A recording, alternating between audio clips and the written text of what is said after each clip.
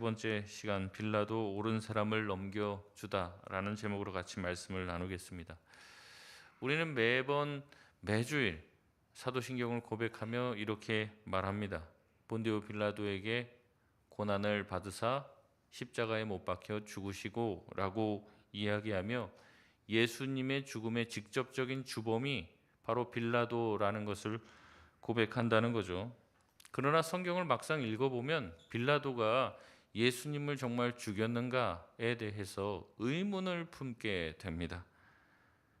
오히려 빌라도는 간접적인 원인을 제공했을 뿐이지 또 예수님을 오히려 구명하려고 애를 썼었지 예수님을 직접적으로 죽인 것 같아 보이지 않기 때문에 그렇습니다. 그래서 우리가 매주 고백하는 이 빌라도로 인하여서 고난을 받고 십자가에 죽으셨다라는 말씀이 뭔가 어색하게 느껴진다는 거죠.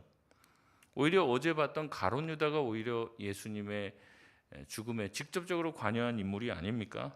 그래서 가룟 유다에게 팔리셔서 십자가에 못 박혀 죽으시고 뭐 이렇게 얘기를 해야 되는데 왜 하필 빌라도냐는 거죠. 오늘 본문을 봐도 마찬가지입니다. 빌라도는 예수님을 구명하려고 노력합니다. 명절에 총독이 죄수 한 사람을 놓아주는 것이 언제부터 시작됐던 관례였는지는 몰라도 총독의 자비를 보여주기 위해서 총독은 명절에 한 죄수를 놓아주는 그런 전례가 있었던 것 같습니다. 빌라도는 예수님을 구명하기 위해서 지혜를 짜냅니다. 바라바라고 하는 악독한 죄수를 내세우고 또 예수님을 내세워 무리로 하여금 선택하게 하는 것이죠. 이렇게 한 이유는 무리가 당연히 누구를 선택할 것이라고 생각했기 때문에 그렇습니까? 예수님을 선택할 거라고 믿고 그 제안을 한 거예요. 이렇게 될지 저렇게 될지 모르고 한 게 아니라 예수님을 놓아주려는 요량으로 이 제안을 한 겁니다. 당연히 얼마 전까지만 해도 예수님은 호산나 호산나 다윗의 자손이여 하며 백성들에게 환호를 받았고 성전에서 가르칠 때 많은 사람들이 모여서 예수님의 말씀을 즐거이 따랐습니다. 예수님은 꽤 인기 있는 분이었습니다. 예수님을 데리고 와서 죽이려고 하는 것은 대제사장과 장로들이었죠. 그들이 왜 고발한지도 빌라도는 간파하고 있었습니다. 아무 죄도 없으신 분이었지만 그들의 기득권을 위해서 예수님은 죽어야만 했죠. 그래서 예수님에게 누명을 씌우고 데리고 온 줄 알고 있었어요. 자기가 신문을 해보잖아요. 어떤 죄도 찾을 수 없었다라고 얘기합니다. 그래서 예수님을 놓아주려고 애를 쓰려고 이 제안을 하는 것이죠.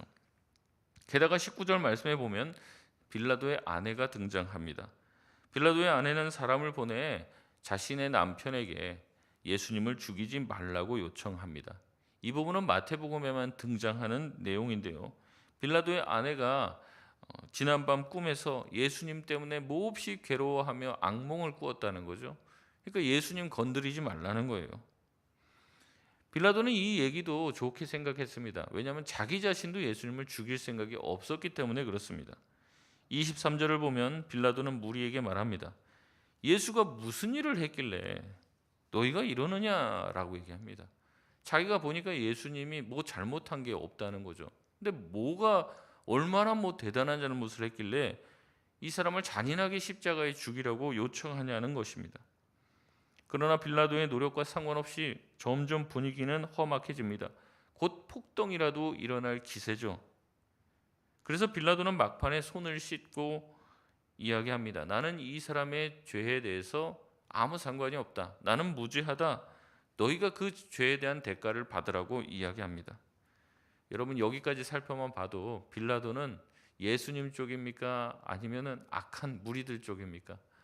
예수님 편이에요. 계속 예수님 편을 들고 있고 예수님을 놓아주려고 애쓰고 있습니다. 그런데 왜 도대체 빌라도가 무슨 죄를 지었길래 예수님을 십자가에 못 박은 직접적인 주범이라고 주목이 되며 매주일 우리는 사도신경을 고백하며 빌라도로 인하여 고난을 받으시고 십자가에 죽었다라고 온 세계 성도들의 입술에서 매일 고백하게 만드냐 하는 것이죠.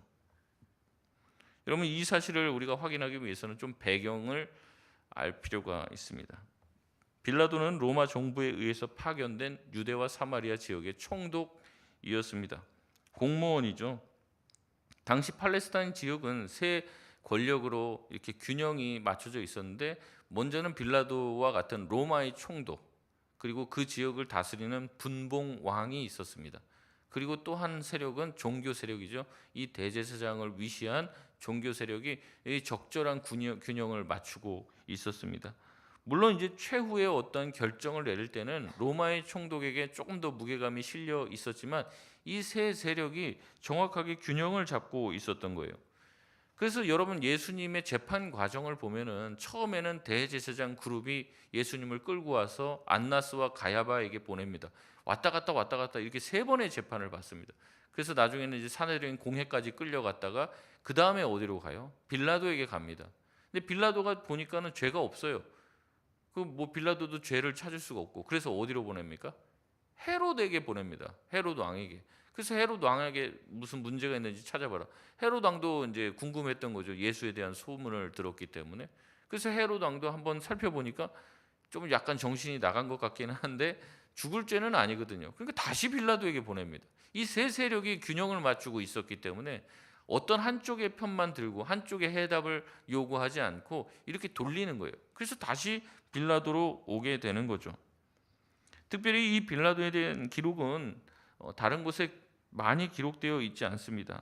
알 수 있는 것은 이제 교회 사가인 요세푸스와 필로의 글을 보면 빌라도가 어떤 성정의 사람이었고 어떤 상황에 놓여 있는지를 볼 수가 있는데, 기본적으로 빌라도는 굉장히 잔인한 폭군 쪽에 해당된다라고 볼 수 있습니다.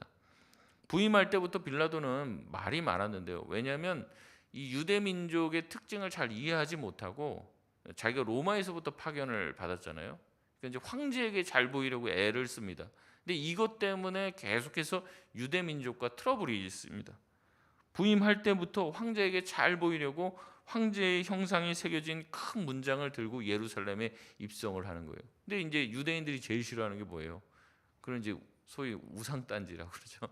그게 어떤 사람의 형상이나 그런 것들을 새겨놓는 것들을 싫어한단 말이죠. 그게 십계명을 위배한다고 생각하는데 그것 좀 치워달라고 정중하게 요청을 합니다. 빌라도가 그거 듣지를 않아요. 그러니까 나중에는 유대인들이 이것 때문에 빌라도를 쫓아내려고 막 밀란을 일으키니까 빌라도가 안 되겠다, 초장부터 잡아야겠다 싶어서 그 민중들을 다 죽이려고 제압하려고 준비까지 합니다. 근데 이제 유대인들이 막 결사항전을 하려고 하거든요. 그러니까 부임 초기부터 이제 이렇게 별로 사이가 안 좋은 거예요.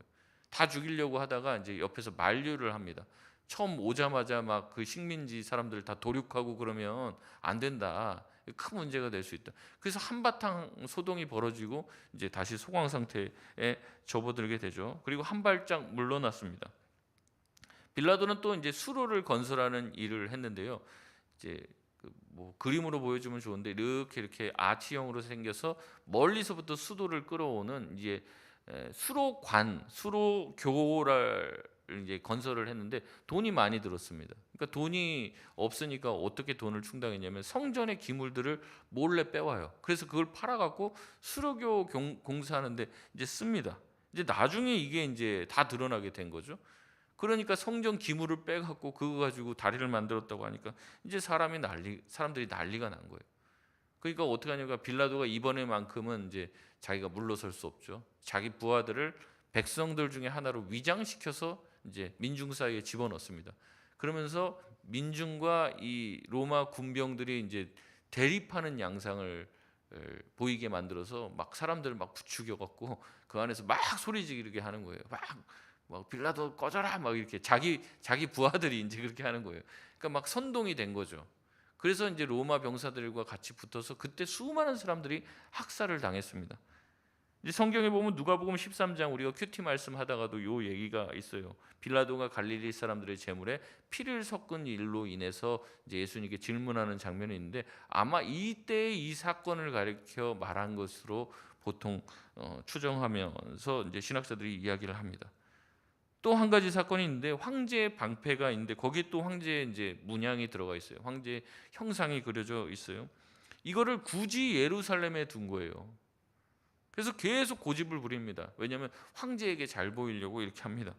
근데 유대인들이 다시 한번 강하게 저항하자 이제 버티기는 거죠. 이제 총독의 말을 안 듣냐고 막 이렇게 하니까 나중에는 분봉한 헤롯의 이 아들들까지 나서 갖고 황제에게 고발을 합니다.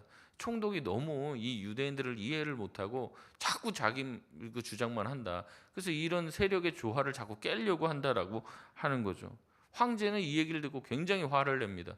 그쪽 지역을 잘 조용히 다스리라고 보내놨더니만 자꾸 분란을 일으키는 거예요.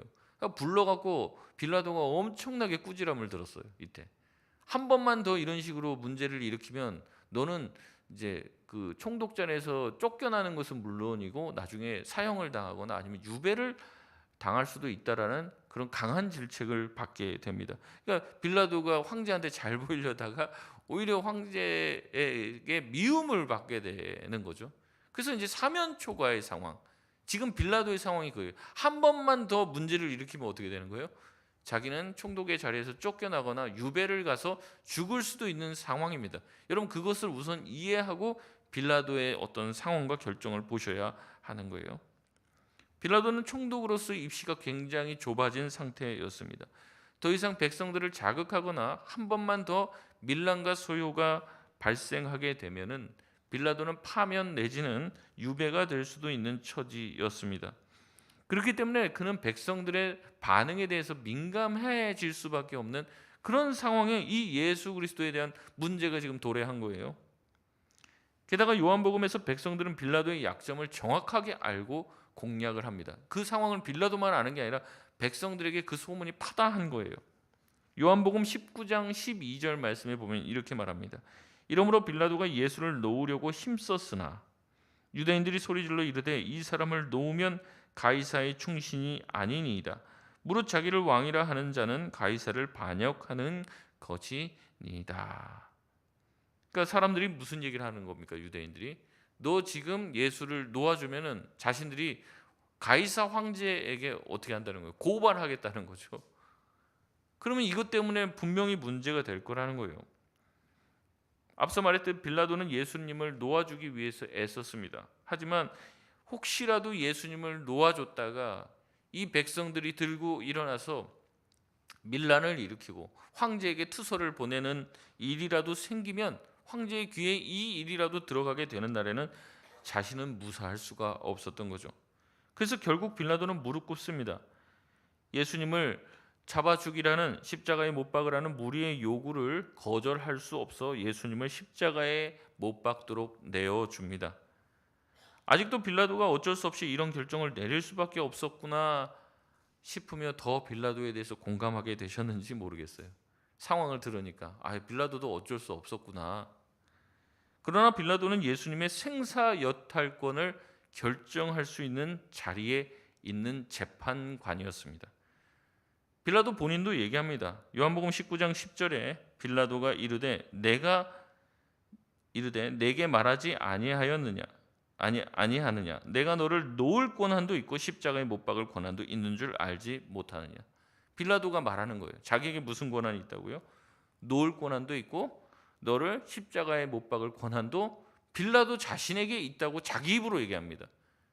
그러니까 지금 상황이 이래요. 아무리 밀란이 일어날 수 있다고 하더라도 자신이 반역죄로 고발당하여 죽을 수 있더라도 최종 예수님에 관한 결정은 누가 한다는 거예요?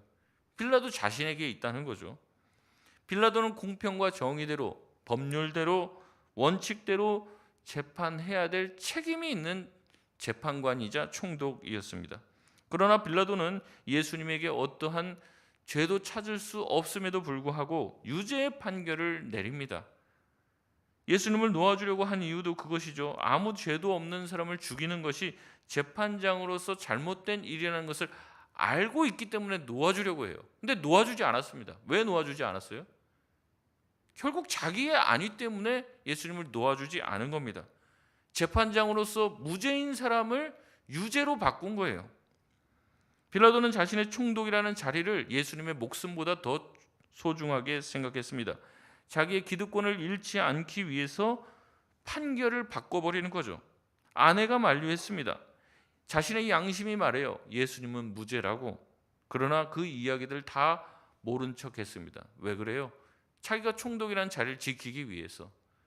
자기가 파면당할 위기, 거기에 자기 자신을 몰 수 없어서 정직한 판결, 정당한 판결을 내리지 않습니다. 자기 스스로도 아마 자기를 정당화했을 거예요. 내가 바른 판결을 해야 되는 게 맞지만 내가 살려면 예수가 죽어야 되는 거 아니야? 예수를 죽이지 않으면 밀란이 나고 가이사에게 고발하고 그러면 내가 죽는단 말이야. 내 이익을 위해서라면 예수라는 유대 청년 한 명 죽이는 게 뭐 그렇게 대수야? 이렇게 생각했을지도 모르죠. 여러분, 대제사장과 장로들도 마찬가지입니다. 자기의 이익을 따라 예수님을 죽이려 합니다. 공정과 정의, 법률 이런 건 없어요. 오직 자기 이익을 따라서 그렇게 하죠. 오늘 본문 20절 말씀 우리 같이 한번 읽겠습니다. 시작. 대제사장들과 장로들이 무리를 권하여 바라바를 달라 하게 하고 예수를 죽이자 하게 하였더니 아멘.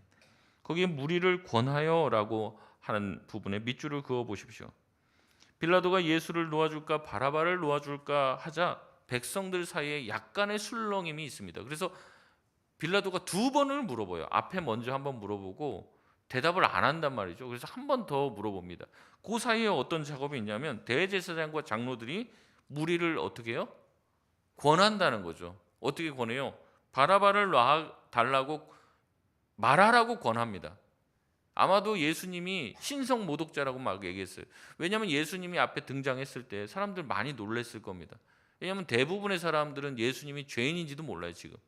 근데 지금 갑자기 빌라도가 나와서 바라바를 놔줄까 예수를 놔줄까 이런단 말이죠. 얼마 전까지만 해도 성전에서 백성들을 가르치고 호산나 호산나 이러니까 물론 예수님에 대해서 안 좋게 얘기한 사람도 있었겠지만 백성들 대부분이 살짝 충격이 온 거예요. 왜 저기가 있지 예수님이? 대제사장과 이 장로들이 이제 얘기하는 겁니다. 왜 저기 있냐면 우리가 어제 이제 예수를 잡아갖고 그렇게 했는데 신성모독적인 얘기를 했어. 자기가 자칭 하나님이라고 얘기하고 다녔어. 우리가 다 모든 일의 증인이고 대제사장이라고 하는 민족의 지도자가 종교 지도자가 지금 얘기를 한단 말이죠. 거짓말이겠습니까? 그러니까 이제 그 순간 분위기가 바뀌는 거예요. 무리를 권해서 예수는 신성모독자니 당연히 죽여야 한다. 바라바를 놔달라고 얘기하라라고 권합니다. 예수님이 죽어야 자신들의 기득권이 보장될 수 있기 때문에 그들은 무죄한 예수님을 고발하고 거짓 증인까지 세워 예수님을 죽이고 무리를 선동합니다. 그래서 결국 그 선동의 분위기에 어쩔 수 없이 빌라도 또한 무죄한 예수님에게 십자가 처형을 언도하게 되는 거죠. 여러분, 예수님의 이렇게 십자가형이 언도되는 과정까지는 한번 살펴보십시오. 유다가 예수님을 팔았죠. 대제사장과 장로들은 공모하여 예수님을 잡고 예수님을 기소했습니다. 무리들은 예수님을 십자가에 매달라고 소리 질렀습니다. 그러나 그들에게는 예수님을 죽일 권한은 없었어요. 그래서 지금 누구에게 데리고 온 겁니까? 빌라도에게 데리고 온 거예요. 오직 예수님의 생사 여탈권, 재판의 최종 결론은 빌라도만이 내릴 수 있습니다. 그렇다면 빌라도는 자신이 가지고 있는 이 재판관의 권력을 정당하게 사용했어야만 합니다. 그러나 빌라도는 그렇게 하지 않아요. 등에 떠밀려 여론몰이에 어쩔 수 없이 예수님을 십자가에 내어줍니다. 재판장이 죄 있는 사람을 풀어줘서도 안 되겠지만 죄 없는 사람을 죄 있다고 해서도 안 되는 것 아닙니까? 게다가 그 이유가 자기의 안위 때문에 총독으로서의 자기의 안위를 지키기 위해 죄 없는 사람을 죄 있다고 하면 안 되잖아요. 빌라도라는 인간은 예수님을 구명하려고 애썼지만 어쩔 수 없는 결정을 한 사람이 아닙니다. 빌라도는 예수님을 직접적으로 의도를 가지고 죽인 살인자라는 거죠. 그래서 사도신경에서 빌라도를 예수님을 죽인 주범으로 지목하고 있는 것입니다. 옆에서 아무리 난리를 쳐도 그걸 막을 수 있는 권한이 누구에게 있는 거예요? 빌라도에게 있는 거예요. 근데 빌라도는 그렇게 하지 않아요. 여론에 따라서 재판 결과를 뒤집어 버리고 바꾼다는 거죠. 자기의 이득을 위해서 예수를 죽이는 것을 그렇게 대수롭지 않게 생각합니다. 물론 마지막에 양심의 거리낌이 있어서 나 손 씻는다. 근데 손 씻는 게 무슨 상관입니까? 무슨 뭐 이득이 있습니까? 이 죄를 뭐 너네들이 받아라. 뭐 우리가 받겠다. 그렇게 말한들 그 결정을 누가 한 거예요? 빌라도 본인이 했다는 거죠. 자기의 양심의 소리가 예수님이 무죄라고 얘기하고 자기 아내 동안 이 사람에게 손대지 말라고 했음에도 불구하고 결국에 자기의 목숨과 자기의 삶의 이익을 위해서 빌라도는 악수를 둡니다. 여러분, 우리는 어떻습니까? 예수님을 위해서 내 자신을 내어줄 수 있는 사람입니까? 아니면 내가 살기 위해서라면 나도 빌라도처럼 예수님을 가차없이 죽일 수 있는 사람입니까? 여러분이 빌라도라면 어떻게 하시겠어요? 예수님을 놓아줬다가 밀란이 일어나고 그러면 황제가 나를 파면시킬 것이고 나를 유배 보낼 것이고 우리 가족이 완전히 멸문지화를 당할 수도 있어요. 가정입니다, 가정. 아니면 예수님을 놓아주는 게 정의로운 것이고 옳은 것이기 때문에 옳은 예수님을 놓아주고 내가 그 일을 당할 것인가? 아니면 내가 그 일을 당하지 않기 위해서 백성들의 구미에 맞게끔 예수님을 정말로 유죄로 또 반역자로 민족의 반역자 또 가이사에게 반역을 한 반역자로서 예수님을 정죄하고 십자가형에 내어줄 것인가? 내가 살려면 누가 죽어야 돼요? 예수님이 죽어야 돼요. 예수님을 놓아주려면 누가 죽어야 돼요? 내가 죽어야 하는 거예요. 여러분이라면 어떻게 하시겠냐고. 여러분이 빌라도라면 예수님을 놓아주겠습니까? 히브리서 6장 4절에서 6절까지 말씀 우리 같이 한번 읽겠습니다. 시작. 한번 빛을 받고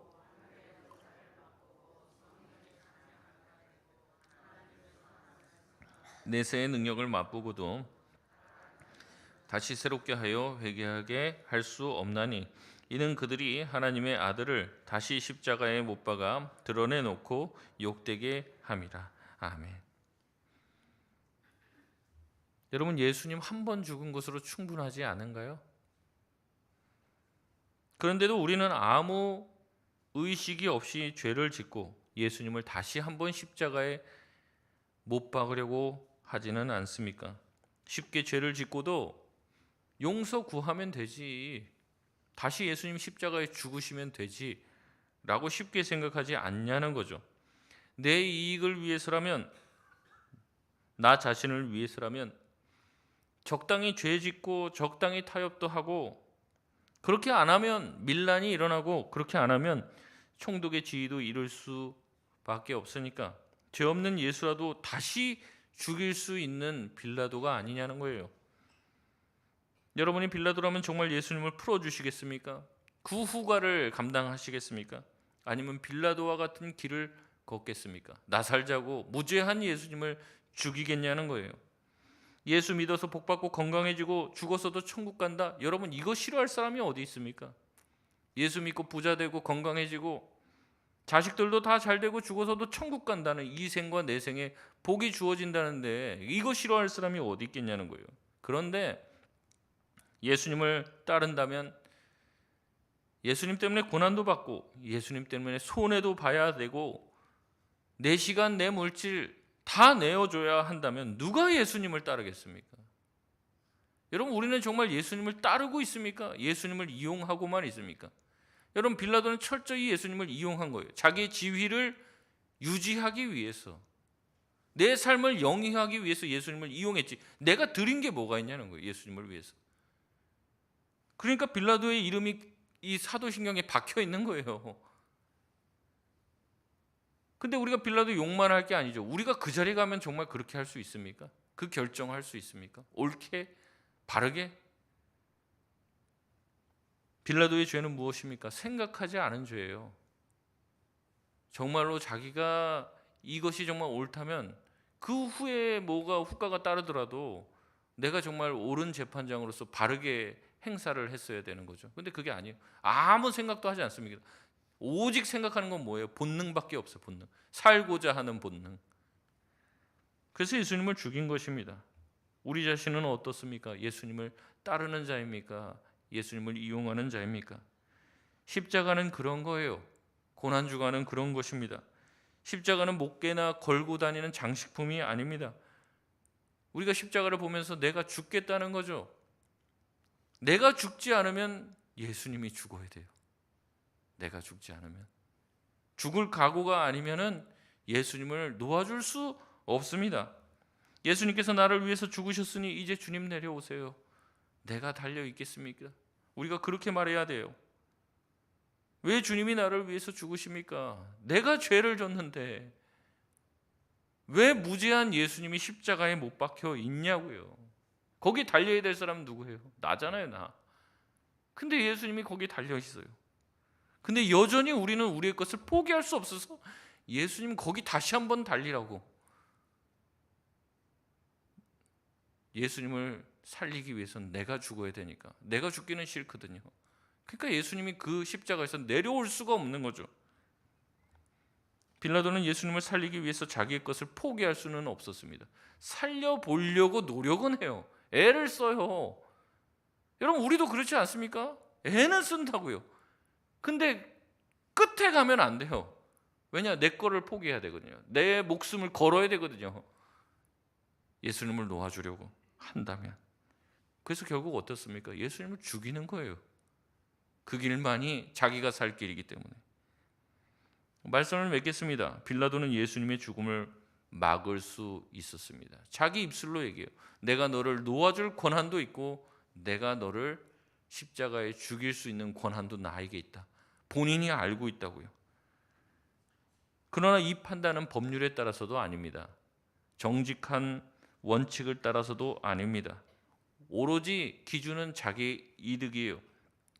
예수님의 무죄함보다 자신의 이익이 더 크다고 생각하게 됐을 때 예수님에게 없던 죄도 덮어 씌워 함께 공모해 예수님을 죽이게 됩니다.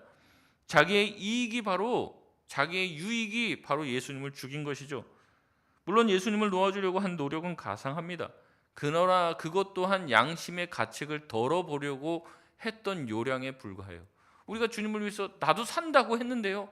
그런 얘기 자주 하잖아요. 나도 한다고 했다고. 주님 위해서 한다고 봉사도 하고 뭣도 하고. 그러나 제일 중요한 딱 그 결정하는 순간에 가면 내 거를 포기를 못 한다니까요. 내 거를. 그러니까 예수님을 다시 죽이는 거예요. 우리는 이 정도의 노력은 합니다. 빌라도 정도의 노력 안 하고 교회 다니는 사람이 어디 있습니까? 나름대로는 해보려고 한다는 거죠. 그러나 마지막은 빌라도와 결론이 똑같아요. 어쩔 수 없었다고. 어쩔 수 없었다고. 나 예수님 놓아주면 내가 죽는데 예수님 한 번 더 죽어주셔야겠습니다.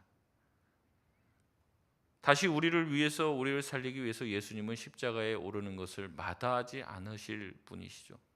골백 번도 더 십자가에서 죽으실 분이 바로 우리 예수님 아닙니까? 근데 우리는 예수님을 위해서 뭘 하고 있습니까? 무엇을 드리고 있습니까? 여전히 내 자존심, 내 생각, 내 자랑, 내 주장만 하고 있을 뿐이죠. 다시 예수님을 십자가에 팔아 넘기고 있는 게 바로 우리입니다. 언제까지 빌라도의 길을 가겠습니까? 돌이키시길 바랍니다. 이제는 예수님이 아닌 나를 십자가에 못 박고 예수님을 십자가에서 놓아 드릴 수 있는 저와 여러분 되시길 바랍니다. 그래서 나를 위해서 죽으신 예수님, 그분을 위해서 내 인생을 드리겠습니다. 내 삶을 드리겠습니다. 주님 내려오세요. 내 자신의 유익보다 예수님을 더욱더 소중히 여길 수 있는 저와 여러분 되시길 바랍니다.